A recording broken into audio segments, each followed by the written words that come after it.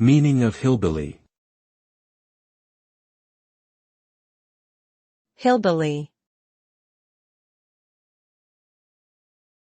Hillbilly. Hillbilly. Hillbilly. The term hillbilly originated in the United States to describe people living in rural, mountainous regions who were often isolated from urban centers. It has since taken on a derogatory connotation, implying a lack of education, sophistication, and social status. The term is often associated with poverty, rustic living, and backwardness. While it is sometimes used as a term of affection or pride in certain communities, it can also be seen as demeaning and insensitive.